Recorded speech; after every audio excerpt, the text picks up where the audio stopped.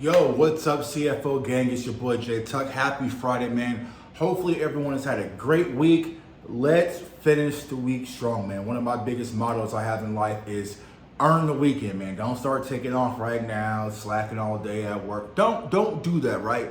Grind to the finish line and earn that weekend. Saturday we can rest, and Sunday we can sit back and put our feet up and watch some Dallas Cowboys football, man. But the message I want to share with everybody, man, be the best version of you. I feel like in this new society, this social media era, man, everybody wants to be somebody else. But love yours, man. Salute to J. Cole. Love your life, man. Love everything that you have, right? Now, we can always push to be better. Never settle. Always have the hunger for more. But love you, man, and try to be the best version you can be. I can never be anybody else. You can never be J. Tuck. Now, you can take things I've done, right, and try to model things off of that. I can take things other people have done, right? But at the end of the day, I'm the only person I can be. But speaking of social media, right, so Micah Parsons, the Lion, seemed to got himself into a little bit of trouble yesterday. And to be honest with you guys, like, I wasn't paying much attention, right? So a lot of people was DMing me like, Tuck, what's your thoughts on this, right? And I'm gonna be completely transparent with y'all because we family. Your boy J Tuck, if it wasn't for you guys, I wouldn't be on social media. Like I don't like social media. Like I hate Twitter, I hate Facebook, I don't like Snapchat. I love Instagram, right? But Instagram, like, and YouTube, right? Those are my two main go-tos. But everything else, I really don't like it. And this is something I've been preaching to athletes, entertainers, celebrities, even people like myself, right?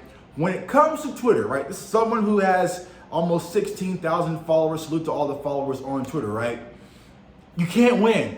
It's a game you cannot win. There's no winners. It's a game you will never win. So for these athletes, and I've been saying this, if I'm an agent, there is zero chance in hell that any of my athletes are in control of their own social media accounts because it's chaotic, right? Because at the end of the day, Twitter allows people to kind of take off themselves and kind of undress a little bit, right? And they want to kind of have a conversation and be one of us, right? And so what Micah Parsons did yesterday with his comments about Joe Biden and Kamala Harris, right?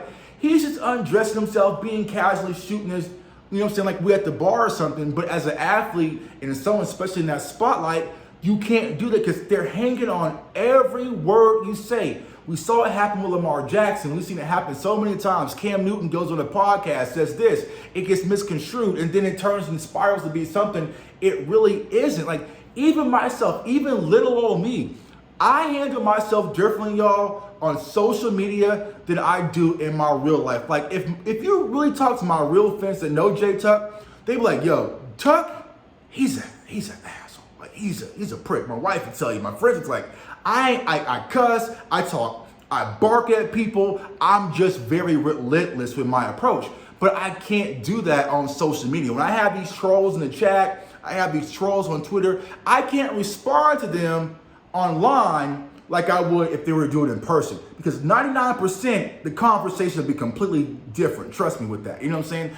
But when it comes to social media, right, you have to handle yourself accordingly in the spotlight, because I'm tied to sponsors, I'm tied to different radio shows, I'm tied to so many different things.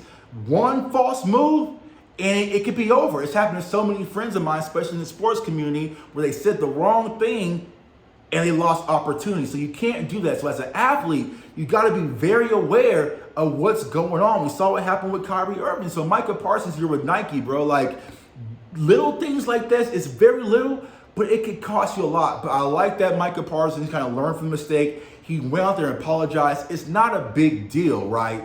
But that's how we are in our society. Every little thing gets made and blown up to be a big deal. And especially when you play for the Dallas Cowboys and you're in a spotlight and you're having a crazy season like Micah Parsons, everything's gonna be blown up. But let's just say everybody, man, you gotta be careful with social media.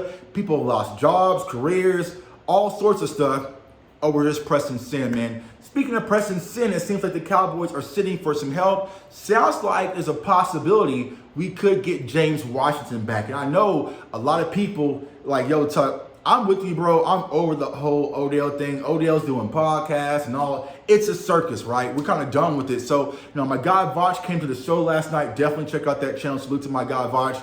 But we talked about the wide receiver 3 position, talked about the option routes. But here's the thing. like we said last night, it really isn't a necessity when it comes to this Cowboys offense. It's more like a luxury, right? We would like to have, more explosive plays down the field, but Dak is just being surgical, taking what the defense gives, right, and moving the chains, and we're still scoring at a rapid clip. 54 points, 30 points, 28 points, all this since Dak has come back. So it's not like it's a necessity, it will be a luxury. But if James Washington is able to come back healthy and be who he was when he was at the Steelers, right? And also, when he was at Oklahoma State, he is the down the field guy. Now, he isn't sexy speed like Avante Turpin or Tony Pollard or none of those guys, but for some reason, he can just get up the field, right? Some people just have that ability, right, to get off the line and get up the field, man. So, I think James Washington could give our boost. But honestly, y'all, I am not concerned with the wide receiver core. I think we're perfectly fine, especially if we keep feeding that beast in CeeDee Lamb and you're starting to see Michael Gallup starting to emerge a little bit and look like himself. I'm okay with it, right? You know what I'm saying? It'll be nice. It'll be nice. We want all the bullets you can get, right? But it's not like I feel like if we don't find this third wide receiver and get this situation resolved, it's the end of our season, man. So the boy J Tuck, comment, like, subscribe.